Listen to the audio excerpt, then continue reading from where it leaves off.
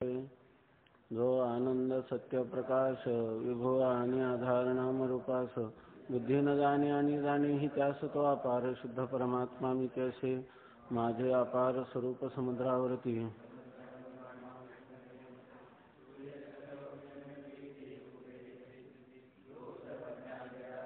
ज्याचे बुद्धी उपाधी करून मिथ्या भान मदती माझे होतसे ज्याच्या आज्ञाने भाषे जगत जसा दोरीवरी सर्प दिसत परी दोही ठाई ना सर्प जगत ते स्वतंत्र आणि स्वयं ब्रह्म मी त्याचे पुण्य पुरुषी सदैव निष्काम बोध प्राप्ती कारणे बजावा राम तो मीच आहे आत्मा आप्त काम करी नमन कोणा करावे म्या.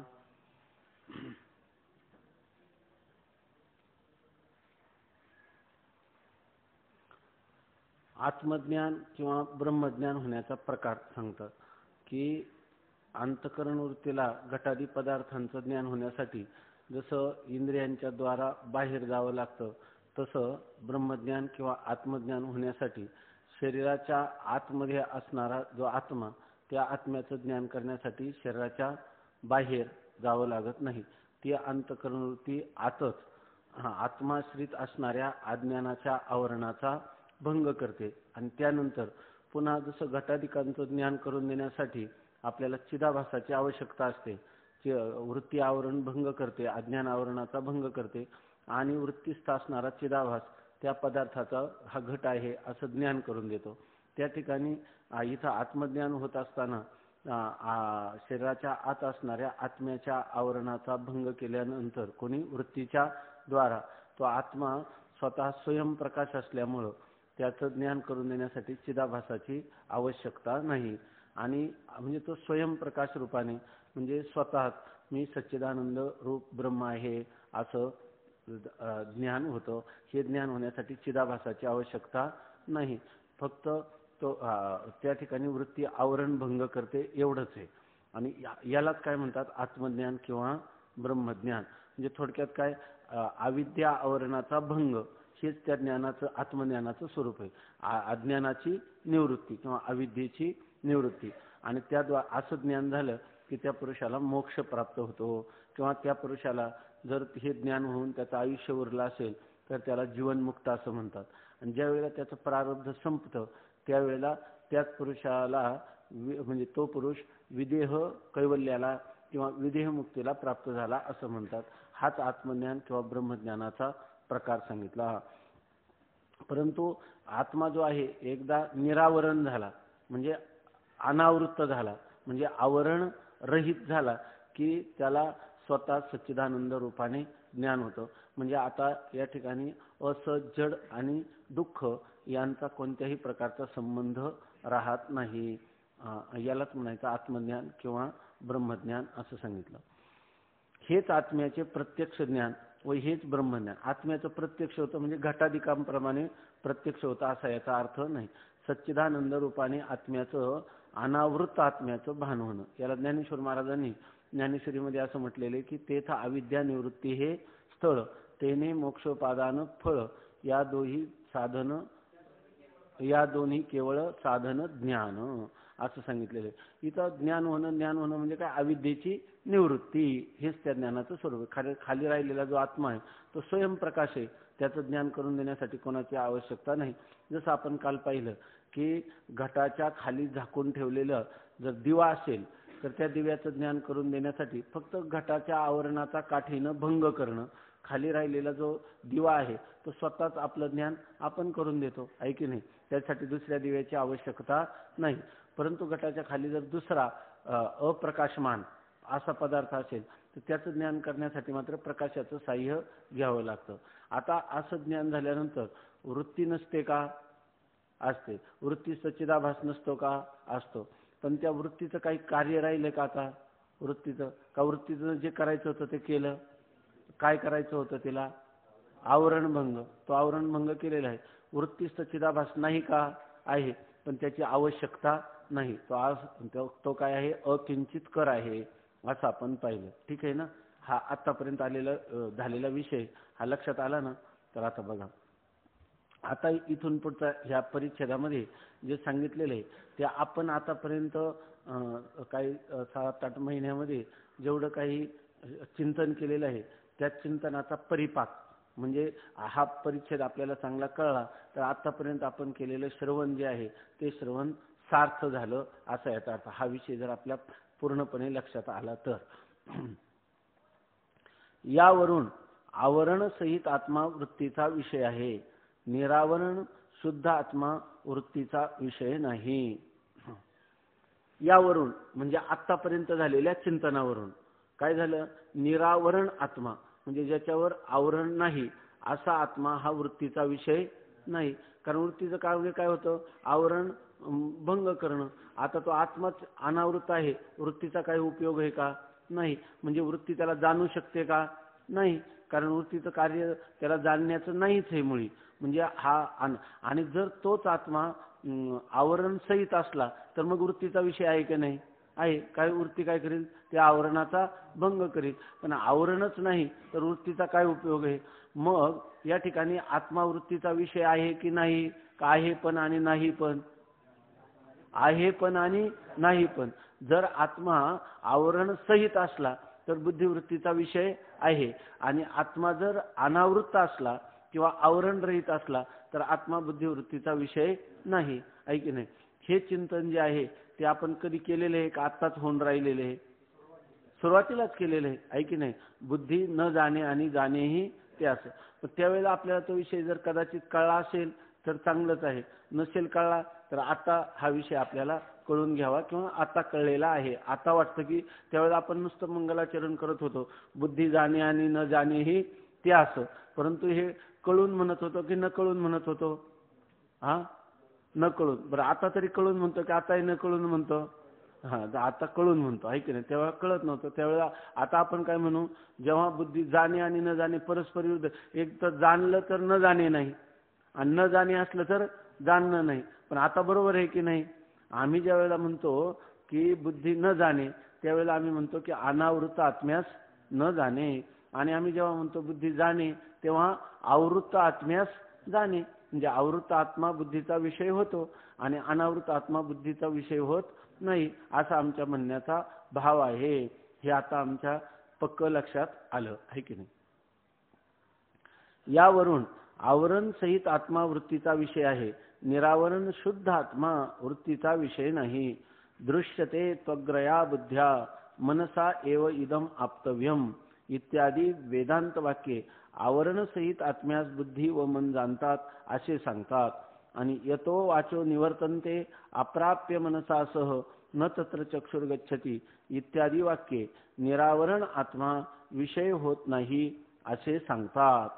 ह्या आतापर्यंत झालेल्या चिंतनावरून काय झालं की आवरण सहित आत्मा वृत्तीचा विषय आहे, आवरण रहित आत्मा वृत्तीचा विषय नाही. अशा वेळेला जेव्हा आपल्या पुढे उपनिषदांचं चिंतन येतं तर त्या उपनिषदामध्ये असं लिहिलं की दृश्यते त्वग्रया बुद्ध्या सूक्ष्मया सूक्ष्मदर्शिभिः. आत्मा दृश्यते नाम ज्ञायते, आत्म्याचं ज्ञान होतं, आत्म्याचं दर्शन म्हणजे आत्म्याचं यथार्थ ज्ञान होतं.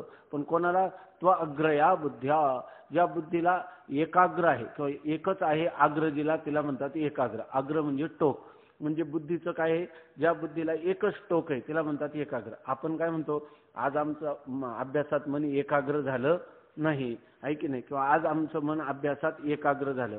एकाग्र झालं म्हणजे आमच्या वृत्तीला किंवा बुद्धिवृत्तीला एकाग्रता येणं म्हणजे एकच टोक असणं, आहे की नाही. जसा एखादा मनुष्य बाण सोडतो आपल्या लक्ष्याच्या दिशेने, त्यावेळेला त्याचं मन काय झालेलं असतं, एकाग्र. म्हणजे त्याला समोरचं काहीच दिसत नाही. अर्जुनाला विचारलं ना तुला कोण दिसतं, तर त्यांनी सांगितलं मला फक्त या पक्षाचा डोळा दिसतो, आहे की नाही, दुसरं काहीच दिसत नाही. म्हणजे बाकीच्या वस्तू तर दिसत नाही पण त्या पक्षाचं शरीर देखील दिसत नाही, फक्त त्याचं बुबुळ दिसतं. कारण अर्जुनाचं मन एकाग्र झालेलं होतं. आणि दुर्योधनादिकांना विचारलं तुम्हाला काय काय दिसतं, तर त्यांनी सांगितलं झाड दिसतं, झाडाच्या फांद्या दिसतात, पक्षी दिसतं. तर तोपर्यंत त्यांचा जो बाणाच्या द्वारा केलेला जो लक्ष्याचा वेध आहे तो होईलच असं सांगता येत नाही, त्यांचा बाण दुसऱ्या दिशेने जाईल. म्हणून परमात्म्याचं दर्शन करायचं असेल तर ते म्हणतात की एकाग्र दृष्टीनं, हे आपल्या एकाग्र बुद्धीनंच त्याचं दर्शन होतं. म्हणजे दुसरं कुठंच बुद्धी दुसऱ्या कोणत्याही वस्तूचं अनुसंधान किंवा वेध किंवा चिंतन करीत नसेल, आहे की नाही, फक्त एकच की परमात्मा साक्षात्कार होतो कोणाला? देहम वा पातयामी कार्यम वा साधयामी. आता माझ्या जीवनातलं एकच लक्ष आहे की माझं कार्य साध्य करील, म्हणजे मी ब्रह्माचं यथार्थ साक्षात्कार करील आणि त्याच्या व्यतिरिक्त कोणत्याही वस्तूचा मी स्वीकार करणार नाही, किंवा माझ्या अंतःकरणवृत्तीवर दुसरा कोणताही विषय किंवा पदार्थ किंवा व्यक्ती हे येणार, किंवा विचार दुसरा कोणताही विचार येणार नाही. या बुद्धीला म्हणायचे एकाग्र बुद्धी. आणि ती अत्यंत सूक्ष्म असली पाहिजे. सूक्ष्म म्हणजे त्या बुद्धीला कशातही स्थूल वस्तूचं भेदन करून त्याच्यामध्ये काय सारतत्व आहे त्या सारतत्वाचा वेध आपण जेणेकरून घेऊ, अशा प्रकारची तिला सूक्ष्मता असली पाहिजे. असे जे सूक्ष्मदर्शी आणि पुन्हा त्याच्याशिवाय काय बुद्धी जाणे असं जेव्हा आपण म्हणतो तेव्हा कोणती बुद्धी जाणे? शुद्ध बुद्धी जाणे. नुसतं बुद्धी आवृत्तात्म्य जाणे, कोणाची बुद्धी जाणे का? नाही. शुद्ध बुद्धी जाणे आणि अशुद्ध बुद्धी न जाणे. एकाग्र बुद्धी जाणे आणि अनैकाग्र बुद्धी न जाणे. आणि पुन्हा कोणत्या? आवृत्त परमात्म्यास जाणे आणि अनावृत्त परमात्म्यास न जाणे. आणि पुन्हा विषयत्वाने न जाणे. माझ्यापासून भिन्न आहे का परमात्मा? तर विषयत्वाने न जाणे. आणि कशाने जाणे? आत्मत्वाने जाणे. अजून काय? वृत्ती व्याप्तीने जाणे. वृत्ती व्याप्तीने यातच पाहिलं ना आपण. या ठिकाणी आत्म्याचं ज्ञान होताना वृत्ती व्याप्ती पाहिजे का फलव्याप्ती पाहिजे? आणि घटाचं ज्ञान होताना वृत्ती व्याप्ती पाहिजे का फलव्याप्ती? दोन्हीही पाहिजे. इथं काय मग बुद्धी न जाणे म्हणजे वृत्ती व्याप्तीने आपलं फलव्याप्तीने न जाणे आणि वृत्ती व्याप्तीने जाणे. असा अजून राहिला का एखादा विकल्प? हा हा हा किंवा परोक्षत्वाने न जाणे आणि अपरोक्षत्वाने जाणे. माझ्यापासून भिन्न आहे असं जाणते का? माझ्यापासून दूरदेशात आहे ब्रह्म असं जाणते का? तर ती मीच आहे, माझा आत्माच ब्रह्म आहे असं जाणे, अपरोक्षत्वाने जाणे. आणखी आणखीन महत्वाचं लक्षणा वृत्तीने जाणे आणि शक्ती वृत्तीने न जाणे. माझं हे शरीराधिकांचा बाध करावा लागतो की नाही? अंतकरणाचा बाध करावा लागतो की नाही? अंतकरणाचा अधिष्ठान जे कुटस्थ अंतकरण अधिष्ठान चैतन्य, साक्षी चैतन्य, कुटस्थ चैतन्य, प्रत्येक आत्मा तेच ब्रह्मरूप आहे. मग प्रत्येक आत्मा हा त्या जीवाचा काय आहे? लक्ष. आणि ईश्वराचं लक्ष काय आहे? ब्रह्मचैतन्य, व्यापक ब्रह्मचैतन्य. त्या दोन्हींची एकरूपता बुद्धी जाणते. ती वाच्यार्थाने जाणते का लक्ष्यार्थाने जाणते? शक्तिवृत्तीने जाणते का लक्षणावृत्तीने जाणते? जीवाचे तिन्ही अंश आणि ईश्वराचे तिन्ही अंश एकच आहे असे जाणते का फक्त लक्षांश एक आहे असं जाणते? का वाच्यार्थात भेद आहे असं जाणते? का तो भेद कल्पित आहे असं जाणते? कल्पित आहे असं जाणते. मग अभेद कशात आहे? लक्षार्थात. आणि वाच्यार्थात अभेद आहे आणि तो अभेद कल्पित आहे असं जाणते. याला म्हणायचं बुद्धी जाणे आणि बुद्धी न जाणे. अजून राहिलं का काही?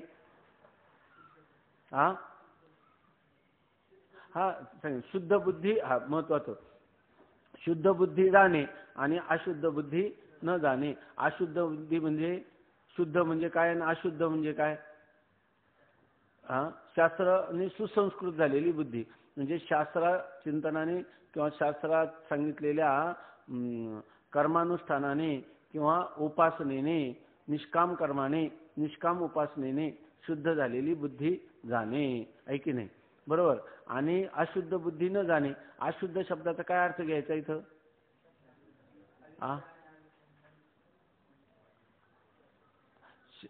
अशुद्ध बुद्धी न जाणे. अशुद्ध म्हणजे कोणती? शास्त्र संस्कार नसलेली. आणि त्यामुळं काय तिच्या ठिकाणी कोणते दोष आले? आणखीन कोणते दोष आले तिच्यात? मल आणि विक्षेप. मल आणि विक्षेप यांनी युक्त असलेली बुद्धी अशुद्ध आहे आणि मल आणि विक्षेप यांनी रहित असणारी बुद्धी शुद्ध आहे. तेव्हा ती बुद्धी मल विक्षेपाने युक्त बुद्धी न जाणे आणि मल विक्षेप रहित बुद्धी जाणे. साधन चतुष्टय होऊन जाणे का केवळ तिच्या ठिकाणी चित्ताची शुद्धता आणि स्थिरता झाल्याने जाणे का त्या ठिकाणी साधन चतुष्टय संपन्नही व्हावं लागेल? आहे की नाही? पुन्हा श्रीगुरूंची प्राप्ती व्हावं लागेल. तिनं तत्वमसी महावाक्याचा उपदेश करावा लागेल. तो श्रोत्याच्या श्रोत्राशी त्याचा संबंध होईल आणि मग त्याला अहम ब्रह्मास्मी इत्याकारक वृत्ती होईल. आहे की नाही? अशी जी बुद्धी आहे ती जाणे. ठीक आहे ना?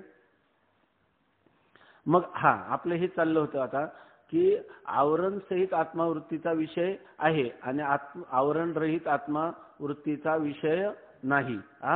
आवरण रहित आत्मा बुद्धिवृत्तीचा विषय नाही. मग आता आपण जेव्हा उपनिषदांचं चिंतन करतो, हे काय आहे की जेव्हा आपल्याला उपनिषद, ब्रह्मसूत्र, गीताभाष्य अशा ज्या वेदांताचे ग्रंथ किंवा दुसरे प्रकरण ग्रंथ यांचं चिंतन करताना विचारसागर हा प्रवेश ग्रंथ आहे.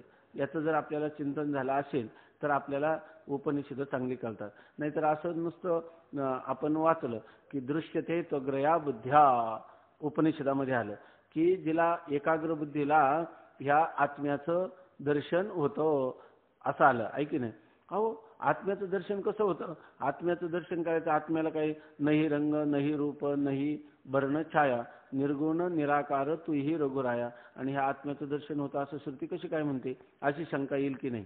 मग आली शंका तर आता जर आपण विचारसागराचं चांगल्या प्रकाराने चिंतन केलेलं असेल तर आपल्याला याचं उत्तर सापडेल की नाही.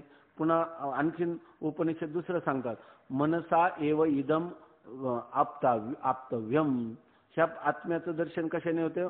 मनसा एव, मनानेच आपल्याला आत्मदर्शन होईल. मनाने म्हणजेच अंतःकरणाने किंवा बुद्धीलाच हा आत्म्याचं दर्शन होईल असं आलं. मग कसं काय बुद्धी, याचा अर्थ बुद्धी आत्म्याला जाणते असा अर्थ झाला की नाही. मग असं उपनिषदांनी कसं म्हटलेलं आहे? काय उपनिषदांचा अर्थ तरी काय घ्यावा? आणि तीच उपनिषद पुढे जाऊन दुसरं उपनिषद पाहिलं की ते उपनिषद सांगतं आत्म्याचं दर्शन घ्यायचं तुम्हाला कधीच होणं शक्य नाही. यतो वाचो निवर्तन्ते अप्राप्य मनसासह. एका बाजूला सांगतात मनसा एव इदम आप्तव्यम, मनानेच हा आत्मा प्राप्त होईल. आणि दुसऱ्या बाजूला सांगतात अप्राप्य मनसासह, मनसासह मनासहित वाचा जी आहे ना ती वाचा मनासहित अप्राप्य निवर्तनते, त्या आत्मस्वरूपापासून माघारी फिरते. नाम त्या आत्मस्वरूपाचं ज्ञान त्या मनाला वाणीला होत नाही, म्हणून मनासह वाणी परत माघारी फिरते. म्हणजे याचा अर्थ तिला आत्म्याचं दर्शन होत नाही. एकदा हे कसं झालं, एकदा सांगतात मनाने प्राप्त होतं आणि एकदा सांगतात मनाने प्राप्त होत नाही. तेव्हा हे उपनिषद वचन युक्त आहे का हे उपनिषद वचन युक्त आहे का दोन्ही बरोबर आहे? याचा अर्थ काय झाला? जेव्हा आम्ही म्हणतो की अप्राप्य मनसासह असं म्हणतो ते कोणाच्या आत्म्याच्या बाबतीत म्हणतो? मनाला तो प्राप्त होत नाही, वाणी परत निवृत्त होते आत्म्यापासून. अनावृत्त आत्म्याविषयी श्रुती माता बोलत आहे असं आपण समजावं. आहे की नाही? ही प्रक्रिया जर आपल्या लक्षात आली आणि मनसा एव इदम आप्तव्यम, मनानेच हा आत्मा प्राप्त होतो असं जेव्हा श्रुती म्हणते तेव्हा ती कोणत्या आत्म्याविषयी म्हणते? आवृत्त आत्म्याविषयी म्हणते. असा अर्थ आपल्या चांगल्या प्रकाराने लक्षात येतो. दृश्यते त्वग्रया बुद्ध्या मनसा एव इदम आप्तव्यम इत्यादी वेदांत वाक्ये आवरण सहित आत्म्यास बुद्धी व मन जाणतात असे सांगतात. आणि यतो वाचो निवर्तन्ते अप्राप्य मनसासह न तत्र चक्षुर गच्छति. दुसरे एक म्हणतात त्या ठिकाणी न चक्षुर गच्छति न मनः, तिथं मन पण जात नाही असं सांगतात. त्यावेळेला ही जी वाक्ये आहेत ही वाक्ये निरावरण आत्मा विषय होत नाही असे सांगतात. तर त्यावेळेला न तत्र चक्षुर गच्छति न मनः न वाक्, म्हणजे मन जात नाही, वाणी जात नाही, डोळे जात नाही असं जेव्हा सांगतात म्हणजे कोणताही कर्मेंद्रिय, ज्ञानेंद्रिय किंवा मन यांची बुद्धी यांची पोच त्या आत्मस्वरूपापर्यंत होत नाही अशी जेव्हा वचनं उपनिषदामध्ये आपल्याला दिसून येतात त्यावेळेला त्या उपनिषदांचा समन्वय काय लावायचा? तर अनावृत्त आत्मा हा आत्म्यापर्यंत चक्षुरादी इंद्रिय जाऊ शकत नाही, त्याला जाणू शकत नाही असा त्याचा अर्थ घ्यावा.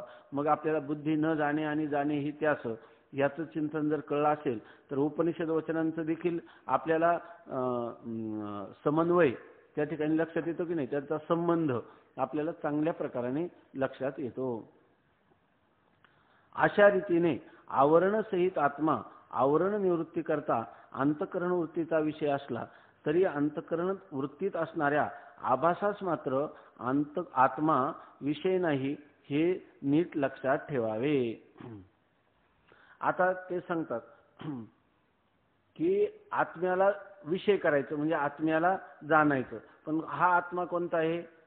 आवरण सहित आत्मा, हा आवरण सहित आत्मा हा अंतःकरण वृत्तीचा विषय आहे. कशासाठी? आवरण निवृत्तीसाठी. कारण वृत्ती असल्याशिवाय आवरण निवृत्ती होत नाही. म्हणून आवरण सहित असणारा आत्मा हा त्या अंतःकरण वृत्तीचा विषय आहे. पण कशासाठी? आवरण निवृत्त करण्यासाठी विषय आहे. परंतु तो त्या वृत्तीमध्ये असणारा जो चिदाभास आहे त्या चिदाभासाचा मात्र आत्मा विषय नाही. याचं चिंतन आपण अगोदरच केलं आहे की नाही. चिदाभासाचा विषय का नाही? तर त्या ठिकाणी फक्त वृत्ती व्याप्ती आहे आणि एकदा वृत्ती व्याप्तीने आवरणाचा भंग झाला की अनावृत्त राहिलेला आत्मा हा या ठिकाणी आता त्या बुद्धिवृत्तीमध्ये असणारा जो चिदाभास त्याचा विषय होऊ शकत नाही. म्हणजे चिदाभास हा त्या आत्म्याला जाणू शकत नाही. चिदाभास म्हणजे काय? आभास याचा अर्थ अल्पभास आहे की नाही. आणि तो अल्पभास कोणाचा आहे? चैतन्याचा आहे. मग तो अल्प असणारा आभास व्यापक असणाऱ्या भासाला म्हणजे प्रकाशरूप आत्म्याला, व्यापक प्रकाशाला तो कसा प्रकाशन करील? अर्थात त्या चिदाभासाचा आत्मा, अनावृत्त आत्मा हा विषय नाही. अशा रीतीने आवरण सहित आत्मा आवरण निवृत्तीकरिता अंतःकरण वृत्तीचा विषय असला तरी अंतःकरण वृत्तीत असणाऱ्या आभासास मात्र आत्मा विषय नाही, हे नीट लक्षात ठेवावे. वाक्य समजलं ना सगळ्यांना? अंतःकरण वृत्तीचा विषय आहे कारण अंतःकरण वृत्तीची उपयोगिता आहे. कशासाठी? आवरण निवृत्तीसाठी. परंतु जिथं जिथं अंतःकरण वृत्ती तिथं तिथं आभास असला तरी हा आभास मात्र त्या घटपटादिकांप्रमाणे ह्या चैतन्य स्वरूप असणारा, चिद्रूप असणारा, जो अनावृत्त असणारा आत्मा, त्या आत्म्याच्या प्रकाशनासाठी चिदाभासाचा काही उपयोग नाही. किंबहुना चिदाभासाचा अनावृत्त आत्मा हा विषय नाही, हे चांगल्या प्रकाराने लक्षात ठेवावं. लक्षात येतं ना महाराज? लक्षात येतं ना? मागे जड पदार्थाच्या ज्ञानाचा प्रकार सांगताना एका मृतपात्राखाली आच्छादन केलेल्या जड पदार्थाचे ज्ञान करून घेतेवेळी दंडाने मृतपात्राचा नाश आणि हातातील दीपाचे प्रकाशाने त्या जड पदार्थाचे ज्ञान होते. तेथे दंडस्थानी अंतःकरण वृत्ती आणि दीपस्थानी वृत्तीतील आभास समजावे असे सांगितले होते. आता मागच सांगितलेला दृष्टांत सांगतात. एखाद्या जड पदार्थाचं ज्ञान, जड पदार्थ म्हणजे वजनाने जो अधिक आहे अशा पदार्थाचं ज्ञान ना. का जड ही वेदांतातले वेगळा पारिभाषिक शब्द आहे, वेगळा पारिभाषिक शब्द आहे. जड याचा अर्थ काय? ज्याला स्वतःचंही ज्ञान नाही आणि इतरांनाही जाणत, ज्याला स्वतःचंही ज्ञान नाही आणि इतरांचंही ज्ञान नाही त्याला म्हणतात जड पदार्थ. पण ह्या जड पदार्थाचं तरी आपल्याला ज्ञान झालंच पाहिजे ना. ज्ञान होणं म्हणजे प्रकाशन करणं. म्हणजे जड पदार्थाचं ज्या वेळेला प्रकाशन होतं त्यावेळेला प्रकाशन करताना त्याच्यावर असणारं एक आवरण आहे, घटादी पदार्थाचं आवरण. मग काय करावं लागतं? दंडाने त्या आवरणाचा म्हणजे घटाचा काय करावा लागतो? छेद किंवा भेद करावा लागतो. ते घट फोडावा लागतो आणि त्या मृतपात्राखाली असणारं किंवा त्या घटाखाली, घटाने ज्याला आच्छादन केले त्याच्या खाली असणारा जो जड पदार्थ आहे तो स्वतःचंही ज्ञान नाही आणि इतरांचंही ज्ञान नाही, तो जड पदार्थ, त्याचं ज्ञान कशाच्या द्वारा करून घ्यावं लागतं? प्रकाशाच्या साह्याने म्हणजे दिव्याच्या साह्याने त्याचं ज्ञान करून घ्यावं लागतं. तसंच या ठिकाणी आत्मज्ञानाच्या वेळेला हे दंडाच्या ठिकाणी कोण आहे? अंतःकरण वृत्ती आहे.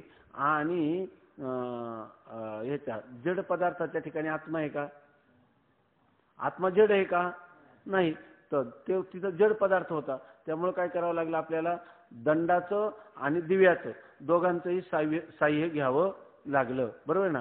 जर त्याच्या खाली दिवाच असता घटाच्या खाली तर काय करावं लागलं असतं आपल्याला? फक्त दंडाचं साह्य घ्यावं लागलं असतं. दिव्याचं साह्य, दुसऱ्या दिव्याचं साह्य घेण्याची गरज नाही. कारण त्या पात्राच्या खाली असणारा दिवा हा स्वतःचं ज्ञान स्वतःच करून देतो. त्या ठिकाणी दुसऱ्या दिव्याची आवश्यकता नाही. परंतु जड पदार्थ दुसरा असला तर त्यासाठी मात्र दिव्याची आवश्यकता आहे. तेथे दंडस्थानी अंतःकरण वृत्ती आणि दीपस्थानी वृत्तीतील आभास समजावे असे सांगितले होते. म्हणजे घटज्ञानाची किंवा बाह्य पदार्थ ज्ञानाच्या रीतीमध्ये सांगताना या ठिकाणी जसं तिथं दीप आणि दंड ह्या दोन्हींचा उपयोग करून त्या ठिकाणी आपल्याला त्या पदार्थाचं ज्ञान झालं. बरोबर ना? जड पदार्थाचं ज्ञान झालं. आता या ठिकाणी सांगतात याचा अर्थ जड पदार्थाच्या ज्ञानाच्या वेळी अंतःकरण वृत्ती व तिच्यातील आभास या दोघांचीही जड पदार्थाच्या ठिकाणी व्याप्ती असते. पण एखाद्या मृत पात्राखाली दीप आच्छादन करून ठेवला असेल तर त्याचे ज्ञान करून घेतेवेळी मृत पात्राचे आवरण नाशार्थ फक्त दंडाची मात्र जरुरी आहे, दिव्याची जरुरी नाही. आता दंडाच्या स्थानी कोण आहे? अंतःकरण वृत्ती.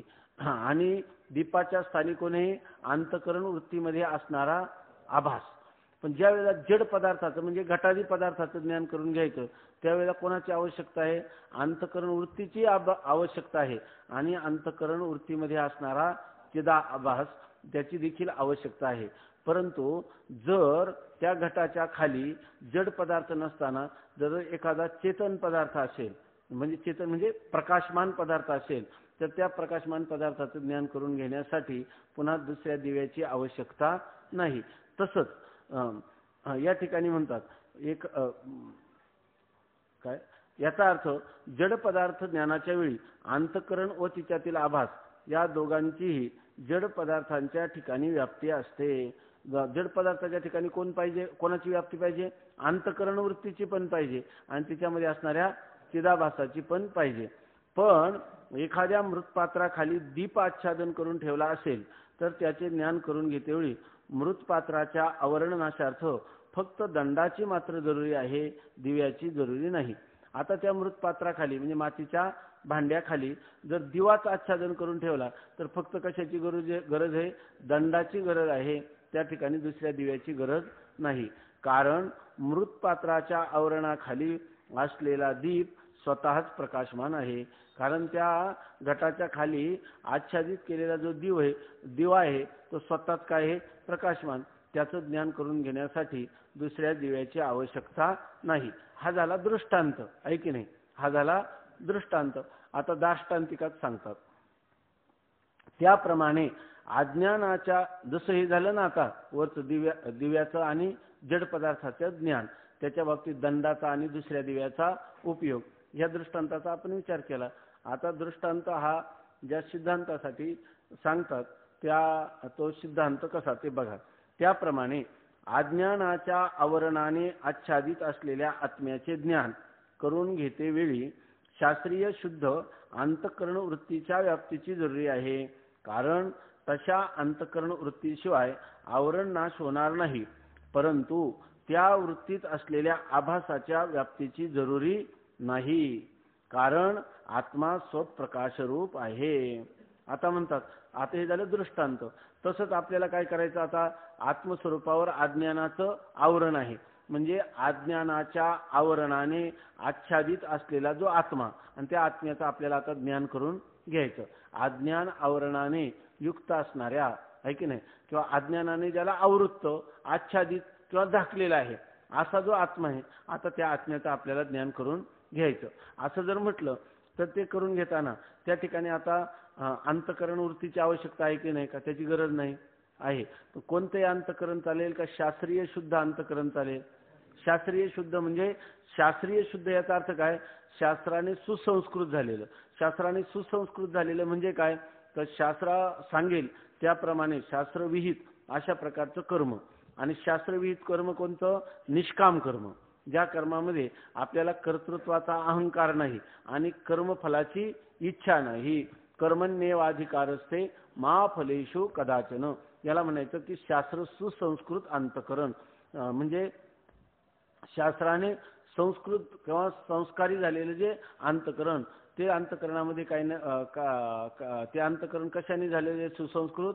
निष्काम कर्माने. दुसरं कशाने झालेले संस्कृत?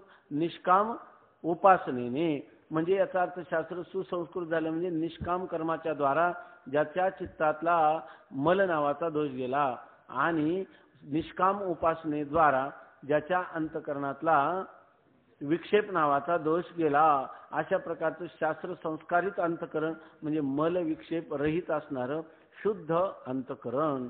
त्याच अंतःकरणाला काय होईल? आत्मा विषय होईल. बरोबर आहे ना? कोणत्या? शास्त्र सुसंस्कृत बुद्धीला, मल विक्षेप रहित बुद्धीला तो आत्मा काय होईल? विषय होईल. पण ती आत्मा विषय होईल म्हणजे ती वृत्ती त्या आत्म्याला साक्षात जाणील का? नाही. मग तिला विषय होईल म्हणजे काय करेल? ती त्या आत्म्यावर असणाऱ्या अज्ञानाच्या आवरणाचा नाश करेल, आहे की नाही. त्याला म्हणायचं की त्या आत्मा वृत्तीला काय झाला, विषय झाला. म्हणजे विषय कशासाठी, फक्त आवरण निवृत्ती साठी विषय झाला. का ती वृत्ती त्याचं ज्ञान करून देईल. जड पदार्थ, वृत्ती जड आहे आणि जड त्यालाच म्हणतात की याला स्वतःचंही ज्ञान नाही आणि इतरांचंही ज्ञान नाही. मग करून करून ती काय करील, फक्त आत्मस्वरूपावर असणाऱ्या अज्ञानाचा आवरणाचा भंग करणं, याला म्हणायचं की त्या ठिकाणी वृत्ती व्याप्तीचा विषय होणं, आहे की नाही. म्हणजे त्या वृत्ती जी आहे ती कशाला, शास्त्रशुद्ध अंतःकरण वृत्तीच्या व्याप्तीची जरुरी आहे. आत्म्याचं ज्ञान करून घ्यायचं झालं तर शास्त्रशुद्ध अंतःकरणाच्या व्याप्ती त्या ठिकाणी पाहिजे की नाही, शास्त्रशुद्ध अंतःकरण पाहिजे की नाही, ते पाहिजे. कारण तशा अंतःकरण वृत्तीशिवाय आवरण नाश होणार नाही. तशा अंतःकरण वृत्तीशिवाय म्हणजे शास्त्रशुद्ध अंतःकरण वृत्तीशिवाय अज्ञानाच्या आवरणाचा नाश होणार नाही. परंतु त्या वृत्तीत असणाऱ्या आभासाचे व्याप्तीची जरुरी नाही. फक्त वृत्तीनं व्यापलं तरी चालतं, आभासाने व्याप्त व्हायला पाहिजेत असं नाही. म्हणजे तुम्ही म्हणा वृत्ती जेव्हा ब्रह्माकार होते तेव्हा वृत्तीचा आभास नाही का होत, परंतु त्याचे झाला काय, आणि कालच आपण पाहिलं तो कसा आहे, अकिंचित वृत्ती आहे. म्हणजे आभास आहेच ना तिथं, पण आभास असला तरी त्याची जरुरी मात्र नाही. जशी वृत्ती व्याप्तीची जरुरी आहे तशी फलव्याप्तीची आवश्यकता नाही. म्हणजे फक्त तिथं वृत्ती व्याप्ती पाहिजे. वृत्ती कोणती, शास्त्र शुद्ध वृत्ती, आहे की नाही. शास्त्र संस्काराने सुसंस्कृत झालेलं अंतःकरण ते ह्या आवरण भंगासाठी उपयुक्त आहे, आहे की नाही. त्या ठिकाणी चिदाभासाची काहीही उपयुक्तता नाही. कारण तसं त्या घटाच्या खाली दिवा होता, तिथं ह्या दिव्याची उपयुक्तता आहे का, असलाही तरी नाही, कारण गरजच नाही. का त्या दिवा स्वतः काय आहे, प्रकाशमान आहे. त्याचप्रमाणे या ठिकाणी आत्मा स्वतः काय आहे, प्रकाशमान असल्यामुळं या ठिकाणी फलव्याप्तीची आवश्यकता नाही. कारण तशा अंतःकरण वृत्तीत आवरण नाश होणार नाही. काय तशा अंतःकरण वृत्तीशिवाय आवरण नाश होणार नाही. परंतु त्या वृत्तीत असणाऱ्या आभासाच्या व्याप्तीची जरुरी नाही, कारण आत्मा स्वयंप्रकाश आहे. अंतःकरणात चैतन्य प्रतिफलित म्हणजे प्रतिबिंबित होते, म्हणून आभासास फल असेही म्हणतात. पाठीमागे झाले त्या इथं फलव्याप्ती का म्हणतात, फल नाम कोणाचे, चिदाभासाचं आहे. त्याला चिदाभास का म्हणतात ते सांगतात. अंतःकरणात चैतन्य प्रतिफलित म्हणजे प्रतिबिंबित होते. आता काय आहे, अंतःकरण जीवामध्ये किती 3 अंश आहे. अंतःकरण अधिष्ठान चैतन्य आणि त्या अंतःकरण अधिष्ठान चैतन्याचं अंतःकरणामध्ये पडलेलं प्रतिबिंब, याला काय म्हणतात, जीव, संसारी, प्रमाता अशी नाव आहे, बरोबर ना. आता सांगतात अंतःकरणात चैतन्य प्रतिफलित म्हणजे प्रतिबिंबित होते. त्या अंतःकरणात चैतन्य काय होतं, चैतन्याचं प्रतिबिंब पडतं, म्हणजे त्याचं प्रतिफलन होतं. म्हणजे प्रतिबिंब किंवा छाया रूपाने ते अंतःकरण त्या अधिष्ठान चैतन्याला ग्रहण करतं. म्हणजे काय, जे सामान्य चैतन्य आहे त्या अंतःकरण उपाधीमुळे काय होतं, विशेष भावाला प्राप्त होतं. जे सामान्य तेच काय होतं, अंतःकरण उपाधीमुळे विशेष भावाला प्राप्त होतं. अंतःकरणात चैतन्य प्रतिफलित आहे म्हणजे प्रतिबिंबित आहे, म्हणून आभासास फल असेही म्हणतात. अंतःकरणात त्याचं प्रतिबिंब पडतं, ते प्रतिबिंबित होतं किंवा प्रतिफलित होतं, म्हणूनच त्या चिदाभासाला दुसरं नाव काय आहे, फल असं म्हणतात. हे मध्ये सांगण्याचे कारण असे की बाह्य पदार्थ ज्ञानकाली वृत्ती व्याप्ती आणि फलव्याप्ती आणि आत्मज्ञानकाली फक्त वृत्ती व्याप्ती आहे, फलव्याप्ती नाही, अशा भाषेत शास्त्रकार सांगतात. हे होय.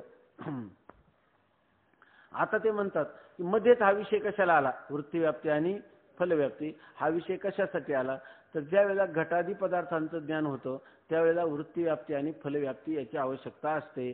पण आत्मज्ञानाचा प्रकार मात्र त्याहून भिन्न आहे. त्या ठिकाणी फक्त ज्या आत्म्याच्या आश्रयाने असणारं जे अज्ञान, त्या अज्ञान आवरणाचा नाश करण्यासाठीच फक्त वृत्ती व्याप्तीची आवश्यकता आहे. आणि आत्मा स्वयंप्रकाश असल्यामुळं त्याच्या प्रकाशनासाठी फलव्याप्तीची, चिदाभासाची आवश्यकता नाही. आणि हे सांगण्यासाठी म्हणतात की बुद्धी जाणे आणि न जाणे याचा अर्थ बुद्धी वृत्ती व्याप्तीने जाणे, फलव्याप्तीने न जाणे. मग मनसा एव इदम आप्तव्यम, हे बरोबर आहे की नाही, बरोबर. आणि न तत्र चक्षुर्गच्छति, हेही बरोबर आहे. आणि पुन्हा सांगतात की अप्राप्य मनसा येतो वाचो निवर्तन्ते अप्राप्य मनसा स, हे सुद्धा काय आहे, बरोबर आहे. कोणत्या आत्म्याच्या बाबतीत बरोबर आहे, अप्राप्य मनसा स, आत्मा मनासहित वाणी आत्म्याला प्राप्त न करता माघारी फिरते. अशा प्रकारचा जो आत्मा शब्द आहे तो कोणता आत्मा आहे? अनावृत. आणि चक्क मनसा एव इदम आप्तव्यम हा कोणता आत्मा आहे? आवृत्त आत्मा आहे असा याचा अर्थ. आता बघा या रीतीने महावाक्याचे विचारकाली अंतःकरणाची वृत्ती अंतर्मुख होऊन आत्म्यावरील अज्ञानाचे आवरण निवृत्त करते. आता महावाक्याचे विचारकाली इथं एक एक शब्द लक्षात घ्यायचा. महावाक्य ऐकल्याबरोबर नाही, महावाक्याचा विचार केला पाहिजे. म्हणजे महावाक्याचे एक आहे वाच्यार्थ आहे, एक आहे लक्षार्थ. मग आपल्याला वाच्यार्थ काय आणि लक्षार्थ काय याचा विचार करावा लागेल की नाही. मग ज्या वेळेला आपण महावाक्य श्रवण केलं आणि त्याचा विचार केला ना, तत्वम पदार्थ शोधन आहे की नाही. तत्वम पदार्थ शोधन हे सर्वात अंतरंग साक्षात्काराचं साधन आहे. मग महावाक्याचा विचार केला आणि तत् आणि त्वम पदाचा वाच्यार्थ काय आणि लक्षार्थ काय आणि लक्षार्थाच्याच ठिकाणी काय, लक्षार्थाने दोघांचं काय आहे, ऐक्य आहे. अशा प्रकाराने महावाक्याचे विचारकाली अंतःकरणाची वृत्ती अंतर्मुख होऊन, त्यावेळेला अंतःकरणाची वृत्ती काय होते? अंतर्मुख. घटादी पदार्थांना पाहिलं तर ते अंतर्मुख होईल का? म्हणजे याचा अर्थ त्या पदार्थांना पाण्याचं सोडून देईल. बाह्य सर्व पदार्थाचा ज्ञान करून घेण्याच्या बाबतीत ती उदासीन राहील किंवा त्या वृत्तीचा परित्याग होईल. लक्षात आलं ना?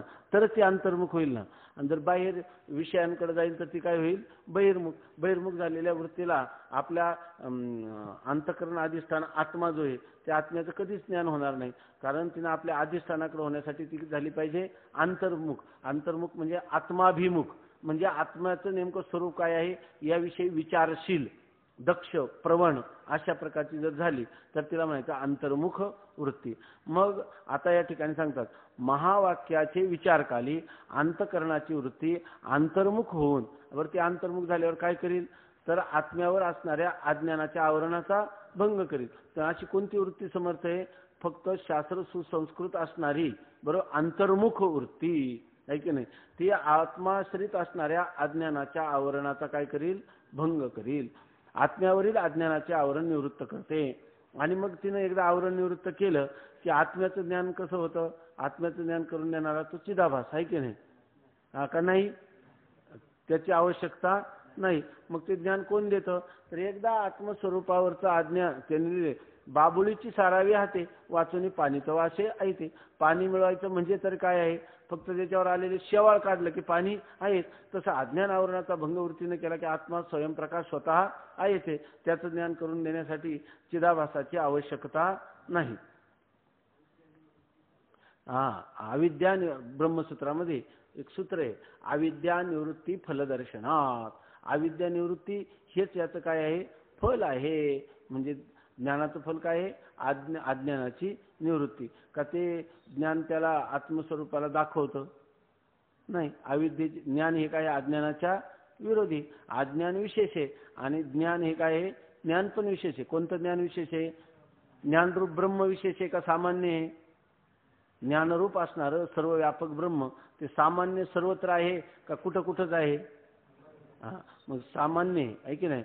आणि मग विशेष काय आहे? ते सामान्य ब्रह्म अज्ञानाची निवृत्ती करील का? नाही. त्यासाठी ते काय पाहिजे? विशेषच. विशेष म्हणजे कधी होईल ते? जर वृत्तीमध्ये अभिव्यक्त झालं तर.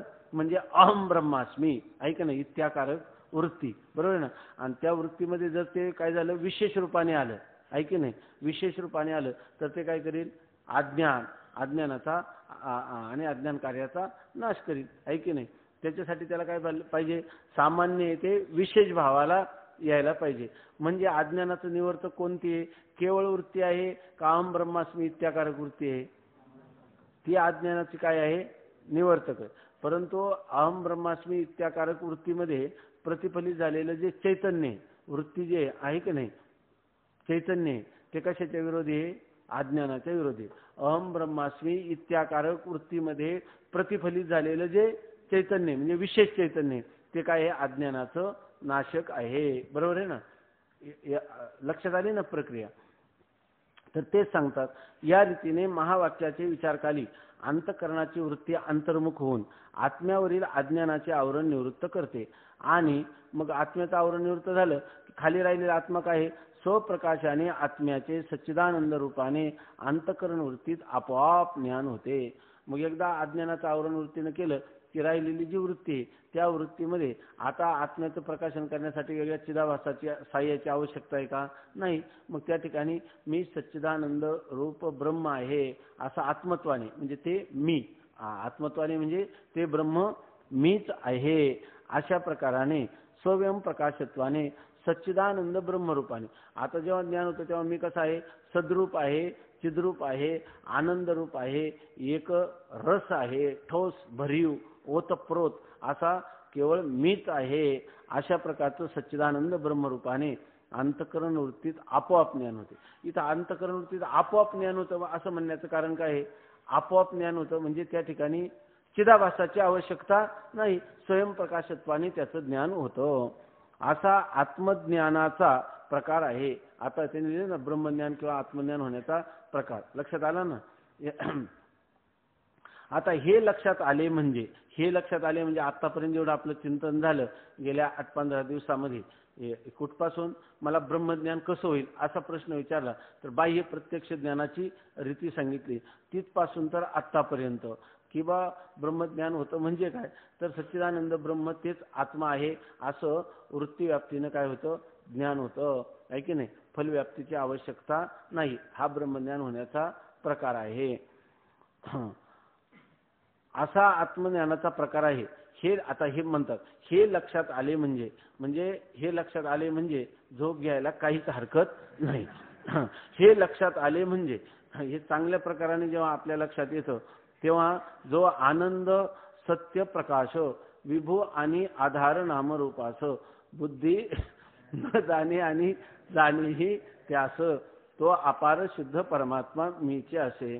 जर मनुष्याने महिनाभर काम केलं आणि पगाराच्या दिवशी जर गैरहजर असला आहे की नाही तर त्याला महिनाभर केलेल्या श्रमाचा उपयोग आहे का.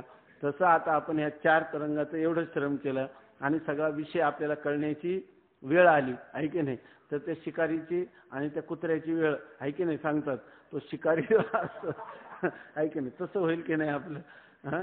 शिकारीची घाई आहे की नाही असं होऊ नये.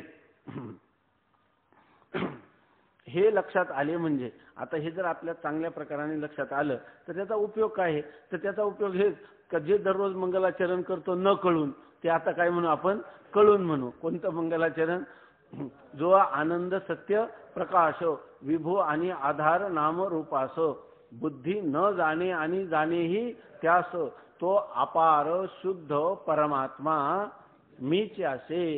हे जे मंगलाचरण आहे आता हे आपल्याला कळलं की नाही मीच असे म्हणजे ते ब्रह्मच काय आहे माझा आत्मा. आणि हे ज्ञान कोणाला झालेलं आहे, चिदाभासाला आहे की नाही. काही स्वयंप्रकाशत्वाने झालेलं ज्ञान आहे का वृत्तीच्या संबंधा वाचून झालेले आहे का वृत्तीचा संबंध करूनच झालेले आहे, वृत्तीव्याप्ती करूनच झालेले आहे की नाही. पण फलव्याप्ती मात्र लागली नाही. अशा प्रकाराने बुद्ध जो आनंद सत्य प्रकाश विभू आणि आधार नामरूपास बुद्धी न जाणे आणि जाणेही त्यास तो अपार शुद्ध परमात्मा मीच असे. तो अपार म्हणजे अपरिच्छिन्न व्यापक असणारा परमात्मा मीच आहे. या पहिल्या तरंगातील मूल ग्रंथकाराच्या पहिल्या ओळीचा अर्थ लक्षात येईल. म्हणजे 4 तरंग शिकलं तेव्हा फक्त पहिली ओळी जी आहे ती लक्षात आली एवढा उपयोग आहे की नाही. 4 तरंगाचा उपयोग आहे, पहिली जी ओळी आहे ती लक्षात आली. खरं सांगा आता याच्यामध्ये पहिल्या मंगलाचरणाला कोण कोण होते तेवढे हात उभे वर करा. तर ह्या आता जो अर्थ झाला याचा आपल्याला काहीच कौतुक वाटत नाही, हे तर आम्हाला पूर्वीच कळलं होतं असं ज्यांना वाटतं ते हात वर करा. की हे मंगलाचरण आता कळलं असं नाही, आम्हाला त्यावेळेला कळलं होतं कारण मंगलाचरणाचा अर्थ आपण भरपूर विस्तारपूर्वक केला होता. आणि इतका काय हे जे चिंतन आहे ते त्यावेळी पण सांगितलंच होतं. तेव्हा त्यावेळीच आम्हाला अर्थ कळला होता असं ज्यांना वाटतं ते हात वर करा. तिघा चौघांना याचा अर्थ कळला होता कारण हे सगळे 4 वर्ष सुटून 4 वर्ष झाले. यांना त्याचा अर्थ पूर्वी कळला होता. जाऊ द्या, आपल्याला काय कळायला पाहिजे एवढाच विषय आहे की नाही. कळायला पाहिजे. आता आपल्याला कळला याचा अर्थ, पण आता तरी निसंदेह कळला ना याच्याविषयी काही आता काही शंका आहे का. बुद्धी न जाणे आणि जाणे ही त्यास, याचीच काही शंका नाही ना. कपार मी अपार शुद्ध परमात्मा मी त्यास, याच्याविषयी शंका नाही, याच्याविषयी शंका नाही, आहे की नाही. मग आता आपल्याला काय कर्तव्य राहिलं? पाचवा तरंग शिकायलाच पाहिजे का? काही नाही. आणि जरी शिकलं तरी लिहिले नाही, शिकलाच पाहिजे. कधी पाचवा तरंग होईल असं काही नाही, आहे की नाही. लिहिला आता परीक्षेला आहे म्हणून आम्ही करू, परंतु त्याच्यासाठी तो शिकला म्हणजे आमचं काय आता आत्मज्ञान ब्रह्मज्ञान कुठे गेलंय का? का ज्ञानच ब्रह्म आहे? का मीच ब्रह्म आहे? का मीच ज्ञान आहे? का ज्ञान ब्रह्म आणि मी ही एकच नाव आहे, एकार्थवाची? हे आपल्याला कसं कळलं? आता जीवत्व जाईपर्यंत कळलं, आहे की नाही. आता का जीव जाईपर्यंत कळलं? कोणतं हे जीव जाईपर्यंत कळलं म्हणजे पक्क कळलं, आणि जीवत्व जाईपर्यंत कळलं म्हणजे जीवत्वाची सिद्धीच झाली नाही. आता असं आपल्याला वाटायला लागलं की असं ब्रह्म मी आहे, म्हणजे ब्रह्म कधी बद्ध झालं होतं का? नाही. मग बद्धतेचा भ्रम होता की नाही? मग जर बद्ध झालं नव्हतं तर मुक्त झाल्याचाही भ्रमच आहे की नाही? म्हणजे अजूनही आपण मी जर मुक्त झालो असं वाटत असेल तर अजूनही काय आहे? अजूनही भ्रमातच आहे की नाही? मग मुक्त कासया म्हणावे बंधन ते नाहीत आहे. हे कळलं, असं वाटलं का मग याला म्हणायचं ब्रह्मज्ञान, आहे की नाही. ब्रह्मज्ञान म्हणजे ज्ञानच ब्रह्म. परंतु हे कधी कळेल? तरी हे ज्याच्यावर भगवंताची कृपा असेल त्याला. तुकाराम महाराज म्हणतात काय? तुका म्हणे कृपा करील नारायण, तरीच हे वर्म नाही, तरीच तेच आहे. तुका म्हणे कृपा करील नारायण, तरीच हे ज्ञान ब्रह्म होय. तरच हे ज्ञान ब्रह्म होय, म्हणजे याचा दोन अर्थ आहे. तरीच हे ब्रह्मज्ञान होय. तरच जर देवाची कृपा असेल तरच हे ब्रह्मज्ञान होईल. आणि खरा याचा अर्थ काय आहे? तुका म्हणे कृपा करील नारायण, तरीच हे ज्ञान, ज्याला तुम्ही ज्ञान ज्ञान म्हणतात, ब्रह्माचं ज्ञान होतं का ज्ञानच ब्रह्म ठरतं? ज्ञानच ब्रह्म ठरतं. पण हे कधी कळेल? तुका म्हणे कृपा करील नारायण. म्हणून आपण आयुष्यामध्ये जेवढा जप ध्यान तीर्थयात्रा काय साधनं करायची ती कशासाठी? तर भगवत कृपा व्हावी म्हणून. आणि भगवत कृपेचं फल काय पाहावं? तरीच हे ज्ञान ब्रह्म होय. मला ज्ञानस्वरूप ब्रह्म मी असल्याची अनुभूती येऊ दे. याच्यासाठी कोणतंही याजसाठी जप, याजसाठी तप, आणि व्यास काय व्यासचे हे अमुपक ग्रंथ केले. याजसाठी संत पाये हे सेवावे, तरीच तरावे तुका म्हणे, ऐकी नाही. याचा उर्वीचे भ्रमण याजसाठी, पायाला भोवरा बांधून सगळ्या पृथ्वीवर भ्रमण करा, परंतु कशासाठी? कैमी उद्धार पावेन, काही कृपा करील नारायण. की जिथं पाहतो तिकडं मला परमात्मा दर्शन व्हावं. काही नाटाचा अभंग आहे. जळी स्थळी नाही, दुसरं जळी स्थळी काष्टी पाशाणी असं आहे. कै देखता होईल डोळी, सकळा भूती मूर्ती सावळी, जीवा नाव भूमंडळी, जळी स्थळी काष्टी पाशाणी. याच्यासाठी. म्हणून आपण परमार्थात कर्म करा, उपासना करा, पण कशासाठी? मोक्षासाठी, आहे की नाही. मोक्षासाठी. आणि असं जर केलं तर ते म्हणतात की असा आत्मज्ञानाचा प्रकार आहे हे लक्षात आले म्हणजे जो आनंद सत्य प्रकाश विभू आणि आधार नामरूपास बुद्धी न जाणे आणि जाणेही त्यास, तो अपार शुद्ध परमात्मा मीच असे.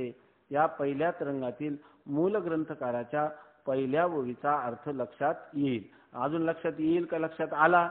लक्षात आला. आता तो शिष्य जो आहे तो लगेच पुन्हा म्हणतो, एवढं जरी झालं तरी तो म्हणतो ब्रह्माचं ज्ञान.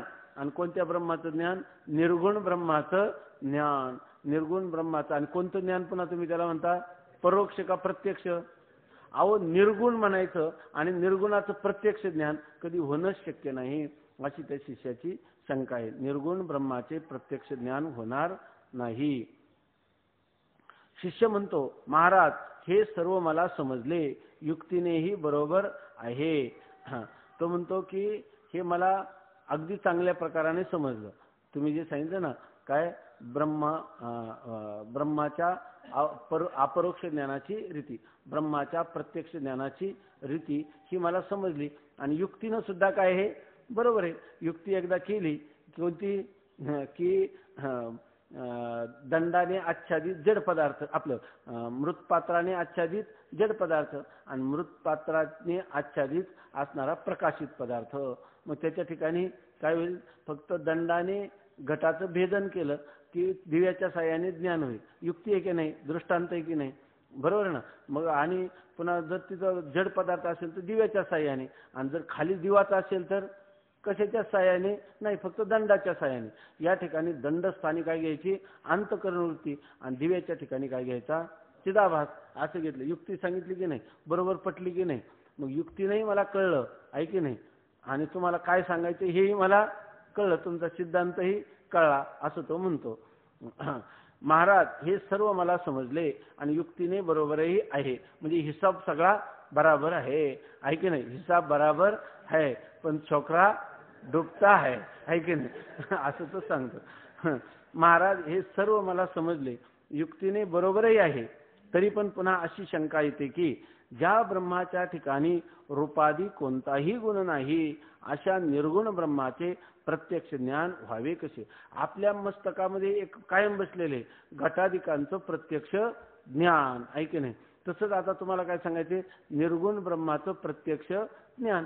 आम्हाला असं वाटतं की जसं त्या ठिकाणी त्या घटाचं प्रत्यक्ष ज्ञान होताना का होतं, तर तिथं नेत्रेंद्रियाद्वारा अंतःकरणवृत्ती घटादी देशापर्यंत जाते. पुन्हा त्या घटाचं ज्ञान होताना तो घट कसा आहे? घट आहे नीलो घटा हा आहे की नाही? त्या घटाच्या ठिकाणी काय आहे? काळं गोल एखाद्या छोट्या गळ्याने युक्त असणारा असं मातीचं भांड, म्हणजे रूपवान असा तो पदार्थ आहे. तसा तुमच्या आत्म्याचं ज्ञान करायचं झालं तर त्या आत्म्याला काहीतरी रूप असलं तर आमची अंतःकरणवृत्ती नेत्रेंद्रियाच्या द्वारा त्या पदार्थापर्यंत जाईल, तुमच्या आत्म्यापर्यंत. घटाधिकाप्रमाणे प्रत्यक्षाला योग्य असणारा आहे की नाही आकारवान असा जर आत्मा असेल तर वृत्ती त्यापर्यंत जाईल, आवरणाचा भंग करील, त्याच्या आकाराची होईल, मग त्या वृत्तीचा असणारा चिदाभास त्याचं ज्ञान करून देईल, किंवा दिव्यासारखा असला तर स्वतःचं ज्ञान करून देईल. ही गोष्ट बरोबर आहे. परंतु लक्षात आलं ना, म्हणजे मला ही तुम्हाला तुमचा भाव लक्षात आला आणि युक्तीनं तो बरोबर आहे, युक्तीनं बरोबर आहे असं कळलं, पण अनुभवाशी मात्र काही जुळत नाही. कारण का? तुम्ही आणखीन काय सांगता? पुन्हा असा ब्रह्म जे आहे त्याच्या ठिकाणी गुण आहे का, आकार आहे का? त्याला नाही. निर्गुण आणि निराकार ब्रह्म, ज्याला गुण नाही आणि आकार नाही, आणि त्याचं ज्ञान कोणतं म्हणता? प्रत्यक्ष आहे की नाही? निर्गुण निराकाराचं कोणतं ज्ञान म्हणता? प्रत्यक्ष.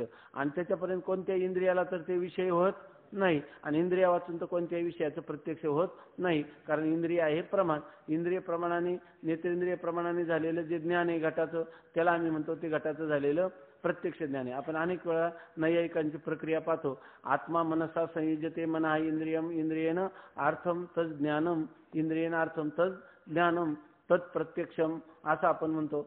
आत्म्याचा आणि मनाचा संबंध, मनाचा आणि विषयांचा, इंद्रियांचा संबंध, इंद्रियांचा आणि विषयांचा संबंध होऊन मग जे ज्ञान होतं त्या ज्ञानाला काय म्हणतात? प्रत्यक्ष ज्ञान. परंतु आता इथं आत्म्याचा मनाशी, मनाचा इंद्रियाशी संबंध झाला, पण इंद्रियांचा कोणाशी व्हायला पाहिजे? विषयाशी. आणि विषय कोण आहे इथं? आत्मा. आणि तो विषय घटाधिकासारखा आहे का? आकारवान आहे का? गुणवान आहे का? आता कसं काय त्याच्याशी संबंध होईल? मग संबंधच होणं शक्य नाही तर त्याचं प्रत्यक्ष ज्ञान म्हणण्यात काय अर्थ आहे की नाही? आता शिष्याची शंका बरोबर आहे की नाही? आतापर्यंत आपल्याला जे झालं होतं आपण म्हणून निस्संदेह झालं आहे की नाही? काय झाली संध्या, संदेह माझा गेला, आत्माराम हृदयी स्वये शेजे आला असं आपण म्हणत होतो. पण शिष्य जेव्हा म्हणायला लागला की अशा निर्गुण निराकार अशा ब्रह्माचं प्रत्यक्ष ज्ञान होईलच कसं, तर आपली शंका सुद्धा काय झाली? बळावली. आणि आपल्याला सुद्धा काय वाटलं? अरे हा म्हणतो हेच खरंय, काय हिसाब बराबर आहे, छोकरा डुबता आहे. कारण आपली स्थिती सुद्धा तशीच आहे की नाही? असं आपल्याला वाटायला लागलं की नाही? कारण आपल्याला जसा शिष्य म्हणेल तसं आपलं अंतःकरण होतं, कारण आपण शिष्यच आहे की नाही? आणि गुरु ज्या वेळेला हा तो आपला प्रतिनिधीच आहे की नाही? मग आपण त्याचंच अनुसरण केलं पाहिजे, तो जे म्हणाल ते बरोबर आहे की नाही? महाराज, हे सर्व मला समजले, युक्तीने बरोबरही आहे. तरी पण पुन्हा अशी शंका येते की ज्या ब्रह्माच्या ठिकाणी रूपादी कोणताही गुण नाही, अशा निर्गुण ब्रह्माचे प्रत्यक्ष ज्ञान व्हावे कसे? प्रत्यक्ष ज्ञान होईलच कसं? बरं, तो काय म्हणतो? तो शेवटी तो म्हणतो मी शिष्य होत असेल तर कसं होतं हे मला पटवून द्या, माझ्या बुद्धीवर आरूढ करा. रूपादी गुण असते तर चक्षुरादी इंद्रियाने ब्रह्माचे प्रत्यक्ष ज्ञान झाले असते आहे की नाही? जर त्या ठिकाणी रूपादी म्हणजे रूपादी गुण म्हणजे रूप गुण असता तर चक्षुर इंद्रियाने ज्ञान झालं असतं. जर त्या ठिकाणी स्पर्श गुण असता तर त्वग इंद्रियाने ज्ञान झालं असतं. शब्द गुण असता तर श्रवण इंद्रियाने ज्ञान झालं असतं आम्ही म्हणलं असतो आजी श्रवण इंद्रिया पाहले जे गीता निधान देखिले स्वप्नची परी तुकले साच्या सरीशे असं आम्ही म्हटलं असतो. रूपाचे गुण रूपादी गुण असते तर चक्षुरादी इंद्रियाने ब्रह्माचे प्रत्यक्ष ज्ञान झाले असते. इंद्रिय संबंधा वाचून तर कोणत्याही पदार्थाचे प्रत्यक्ष ज्ञान होत नाही. कोणत्याही पदार्थाचं प्रत्यक्ष ज्ञान होताना इंद्रियांचा काय पाहिजे संबंध. अंतःकरणवृत्ती काय जायला पाहिजे इंद्रियांच्या द्वारा त्या पदार्था म्हणजे याचा अर्थ इंद्रियांचा संबंध झाल्या वाचून कोणत्याही पदार्थाचं प्रत्यक्ष ज्ञान होत नाही. इंद्रिय संबंधा वाचून तर कोणत्याही पदार्थाचे प्रत्यक्ष ज्ञान होत नाही.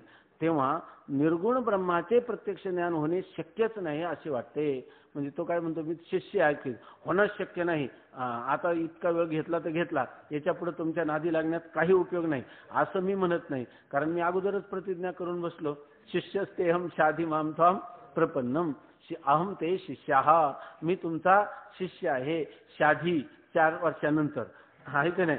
तर म्हणजे तुम्ही मला उपदेश करा असं आहे की नाही. शाधी माम शाधी मला तुम्ही उपदेश करा आहे की नाही. माम त्वाम प्रपन्नम मी तुम्हाला शरण आलेलो आहे मला तुम्ही उपदेश करा. असं मी तुम्हाला शिष्य झाल्यामुळं मी नम्रतेने म्हणजे गुरु शिष्य सत्पातामध्ये शिष्य हा जरी शंका विचारली तरी त्याच्यामध्ये काय करत असतो नम्रता धारण करणं असतो. हा आपला वेदांत संप्रदायाचा म्हणजे परंपरा आहे की या ठिकाणी ज्यावेळेला वाद करायचा असतो विवाद किंवा त्याला वितंड जल्प असं म्हणतात. ज्याच्यामध्ये केवळ माझंच म्हणणं खरं तुमचं चुकीचं किंवा तुमचं चुकीचं माझं काय ते सांगायचंच नाही. आपण चिंतन केले ना जल्प वितंड आणि वाद.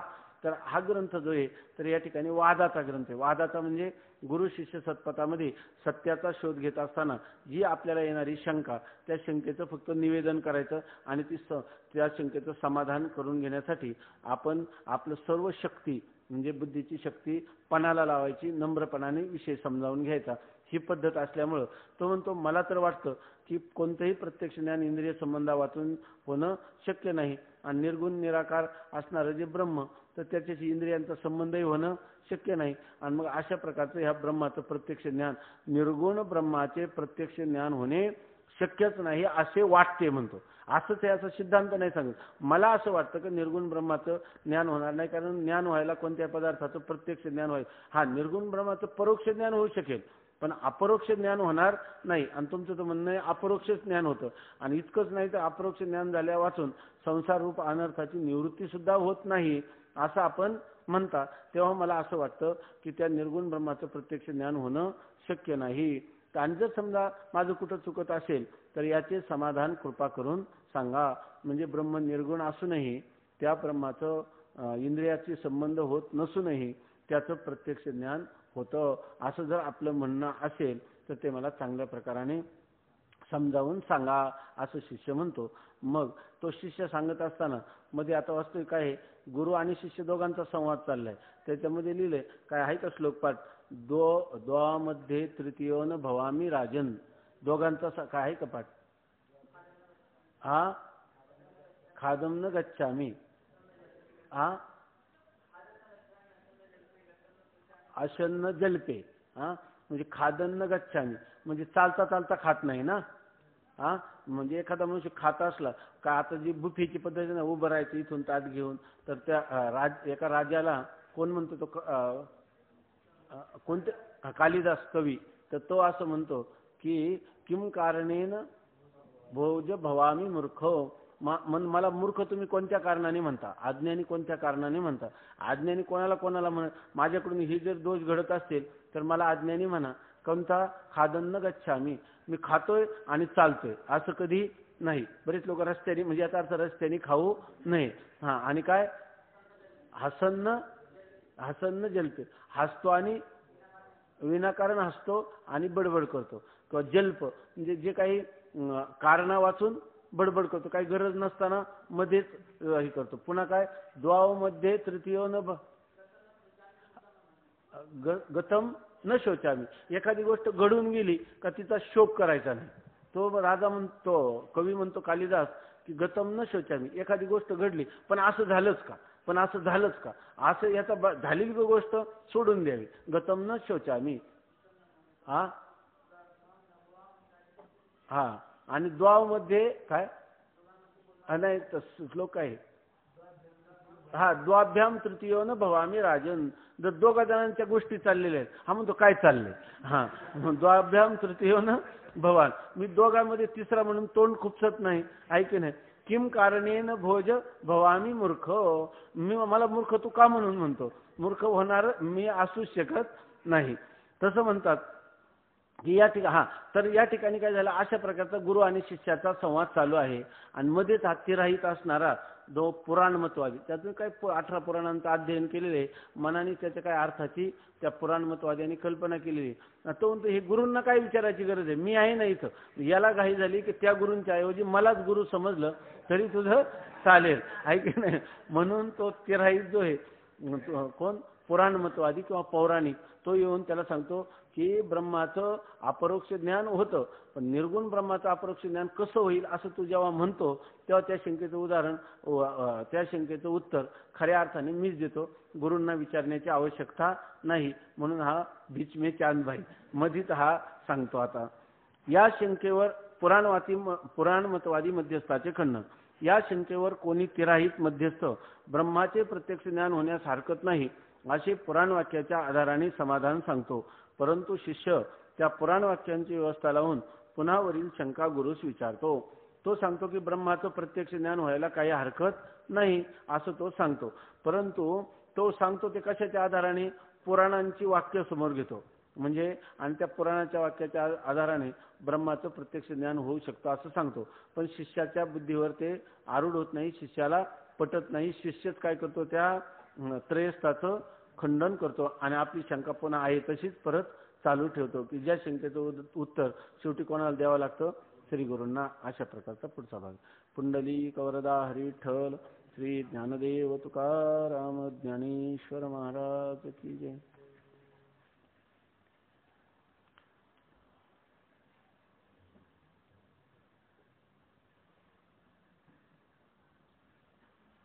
आता तुमचे 8 दिवस पाठ बंद आहे ना, तर थोडं जास्त घेतलं तर चालेल ना, 7:30 ते 9 वाजेपर्यंत घेत चालेल. कंटाळा आला तर मध्ये वाटतं थोडी सुट्टी देत जाऊ आपण, एक 5-10 मिनिटं सुट्टी नंतर. कारण देव झाले अवघे जन, देव झाले